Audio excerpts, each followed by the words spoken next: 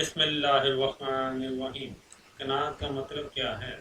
قناعت یہ ہے کہ اللہ تعالیٰ نے انسان کو جتنا بھی عطا کیا ہے وہ اس پر راضی رہے اور اس پر صبر و شکر۔ قناعت پسند آدمی اپنی آمدنی کے برابر خرچ کرتا ہے کہ اگر صاحب دولت ہو تو اہل معیار کے لباس کو غذا میں وسعت پیدا کرے اور اسراف نہ کرے، اور اگر غریب اور نادار ہو تو مقدار ممکن پر اکتفا کرے اور مقدر پر راضی رہے۔ قناعت کا یہ مطلب ہرگز نہیں ہے کہ انسان ہاتھ پر ہاتھ دھرے بیٹھا رہے، بلکہ قناعت کا مطلب یہ ہے کہ انسان اپنی طرف سے پوری کوشش کرے، دنیاوی اسباب اختیار کرے اور نتیجہ اللہ پر چھوڑ دے، اور اس کے بعد جو نتیجہ نکلے اس پر راضی رہے اور اسی میں گزارا کرے اور اللہ تعالیٰ کا شکر ادا کرے۔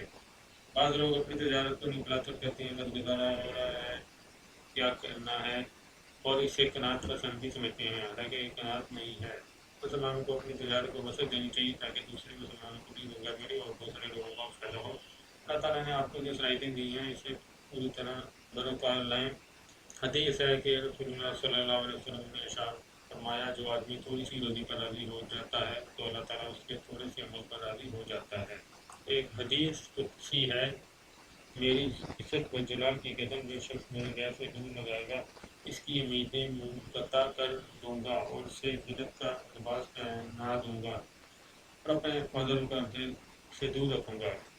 اسی لیے ہمیں قناعت اختیار کرنی چاہیے۔ اللہ تعالیٰ ہمیں قناعت پسند بنائے، آمین۔